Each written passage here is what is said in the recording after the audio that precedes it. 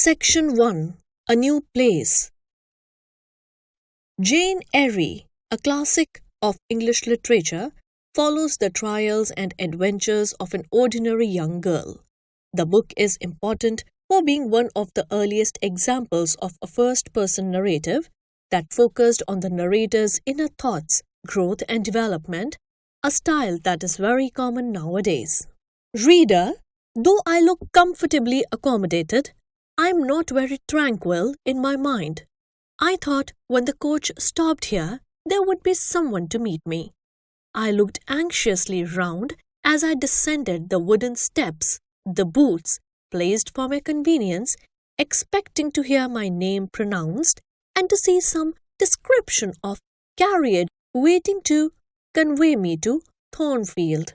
Nothing of the sort was visible, and when I asked a waiter if anyone had been to inquire after a Miss Eyre, I was answered in the negative, so I had no resource but to request to be shown into a private room.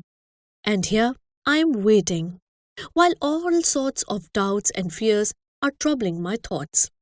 It is a very strange sensation to inexperienced youth to feel itself quite alone in the world, cut adrift from every connection, uncertain whether the port to which it is bound can be reached, and prevented by many impediments from returning to that it has quitted. The charm of adventure sweetens that sensation, the glow of pride warms it. But then the throb of fear disturbs it, and fear with me became predominant when half an hour elapsed and still I was alone. I bethought myself to ring the bell. "Is there a place in this neighbourhood called Thornfield?" I asked of the waiter who answered the summons. "Thornfield? I don't know, ma'am. I'll inquire at the bar." He vanished but reappeared instantly. "Is your name Eyre, miss?" "Yes." "Person here waiting for you." I jumped, took my muff and umbrella and hastened into the inn passage.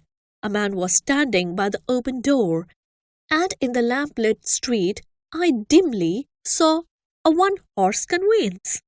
"This'll be your luggage, I suppose," said the man rather abruptly when he saw me, pointing to my trunk in the passage.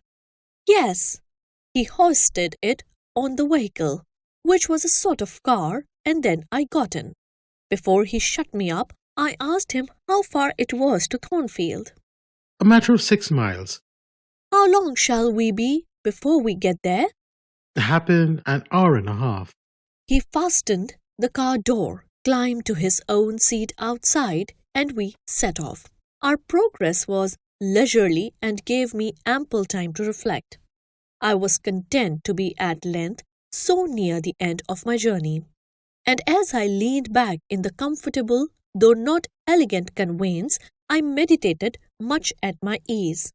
I suppose, thought I, judging from my plainness of the servant and carriage, Mrs. Fairfax is not a very dashing person. So much the better. I never lived amongst fine people but once. I was very miserable with them. I wonder if she lives alone except this little girl. If so, and if she is in any degree amiable, I shall surely be able to get on with her. I will do my best. It is a pity that doing one's best does not always answer. At Lowood, indeed, I took that resolution, kept it, and succeeded in pleasing. But with Mrs. Reed, I remember my best was always spurned with scorn. I pray God Mrs. Fairfax may not turn out a second Mrs. Reed. But if she does, I'm not bound to stay with her. Let the worst come to the worst. I can advertise again. How far are we on our road now, I wonder?" I let down the window and looked out.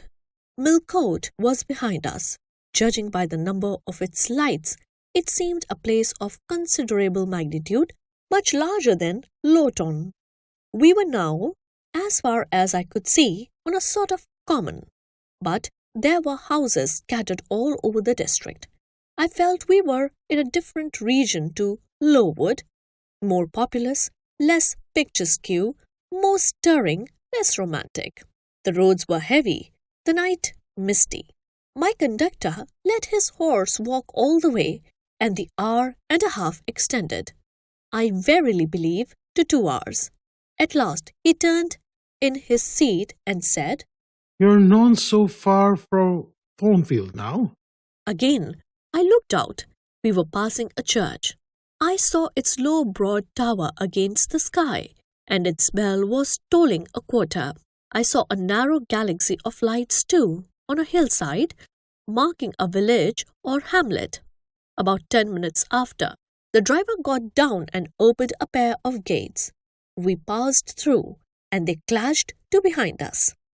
We now slowly ascended a drive and came upon the long front of a house. Candlelight gleamed from one curtained bow window. All the rest were dark. The car stopped at the front door. It was opened by a maid-servant. I alighted and went in. "Will you walk this way, ma'am?" said the girl. I followed her across a square hall with high doors all round. She ushered me into a room whose double illumination of fire and candle at first dazzled me, contrasting as it did with the darkness to which my eyes had been for 2 hours inured. When I could see, however, a cosy and agreeable picture presented itself to my view. A snug small room, a round table by a cheerful fire, an armchair high-backed and old-fashioned, wherein sat the neatest imaginable little elderly lady in widow's cap, black silk gown, and snowy muslin apron, exactly like what I had fancied Mrs. Fairfax, only less stately and milder looking. She was occupied in knitting. A large cat sat demurely at her feet. Nothing, in short, was wanting to complete the beau ideal of domestic comfort. A more reassuring introduction for a new governess could scarcely be conceived. There was no grandeur to overwhelm, no stateliness to embarrass. And then, as I entered, the old lady got up and promptly and kindly came forward. "How do you do, my dear? I'm afraid you have had a tedious ride. John drives so slowly. You must be cold. Come to the fire." "Mrs. Fairfax, I suppose?" said I. "Yes, you are right. Do sit down." She conducted me to her own chair and then began to remove my shawl and untie my bonnet strings. I begged she would not give herself so much trouble. "Oh, it is no trouble.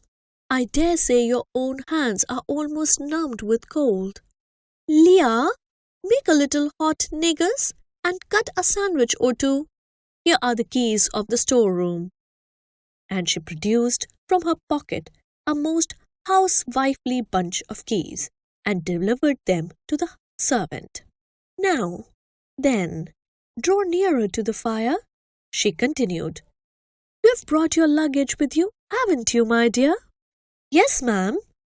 "I'll see it carried into your room," she said and bustled out. She treats me like a visitor, thought I. I little expected such a reception. I anticipated only coldness and stiffness. This is not like what I have heard of the treatment of governesses. But I must not exult too soon. She returned, with her own hands cleared her knitting apparatus and a book or two from the table to make room for the tray which Leah now brought, and then herself handed me the refreshments. I felt rather confused at being the object of more attention than I had ever before received, and that too shown by my employer and superior. But as she did not herself seem to consider she was doing anything out of her place, I thought it better to take her civilities quietly. "Shall I have the pleasure of seeing Miss Fairfax tonight?" I asked when I had partaken of what she offered me. "What do you say, my dear?" "I am a little deaf," returned the good lady, approaching her ear to my mouth. I repeated the question more distinctly. Miss Fairfax? Oh, you mean Miss Warrens. Warrens is the name of your future pupil. Indeed, then she is not your daughter. No, I have no family. I should have followed up my first inquiry by asking in what way Miss Warrens was connected with her, but I recollected it was not polite to ask too many questions. Besides, I was sure to hear in time. I'm so glad, she continued as she sat down opposite to me and took the cat on her knee. I'm so glad you are come. It will be quite pleasant living here now with a companion. To be sure, it is pleasant at any time, for Thornfield is a fine old hall, rather neglected of late years perhaps, but still it is a respectable place. Yet you know, in winter time, one feels dearie quite alone in the best quarters. I say alone. Leah is a nice girl to be sure, and John and his wife are very decent people. But then you see, they are only servants, and one can't converse with them on terms of equality. One must keep them at due distance for fear of losing one's authority. I'm sure last winter it was a very severe one, if you recollect, and when it did not snow, it rained and blew. Not a creature but the butcher and postman came to the house from November till February, and I really got quite melancholy with sitting night after night alone. I had Leah in to read to me sometimes, but I don't think the poor girl liked the task much. She felt it confining. In spring and summer, one got on better. Sunshine and long days make such a difference. And then, just at the commencement of this autumn, little Adela Warrens came and her nurse. A child makes a house alive all at once. And now you are here. I shall be quite gay. My heart really warmed to the worthy lady as I heard her talk, and I drew my chair a little nearer to her and expressed my sincere wish that she might find my company as agreeable as she anticipated. But I'll not keep you sitting up late tonight, said she. It is on the stroke of 12 now, and you have been travelling all day. You must feel tired. If you have got your feet well warmed, I'll show you your bedroom. I have had the room next to mine prepared for you. It is only a small apartment, but I thought you would like it better than one of the large front chambers. To be sure, they have finer furniture, but they are so dreary and solitary I never sleep in them myself. I thanked her for her considerate choice, and as I really felt fatigued with my long journey, expressed my readiness to retire. She took her candle, and I followed her from the room. First, she went to see if the hall door was fastened. Having taken the key from the lock, she led the way upstairs. The steps and banisters were of oak. The staircase window was high and latticized. Both it and the long gallery into which the bedroom doors opened looked as if they belonged to a church rather than a house. A very chill and vault-like air pervaded the stairs and gallery, suggesting cheerless ideas of space and solitude. And I was glad, when finally ushered into my chamber, to find it a small dimensions and furnished in ordinary modern style.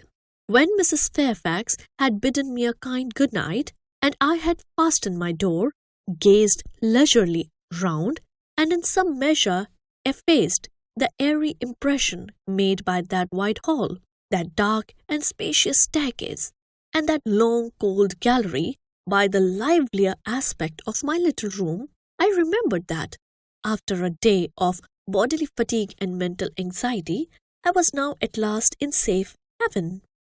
The impulse of gratitude swelled my heart, and I knelt down at the bedside and offered up thanks where thanks were due.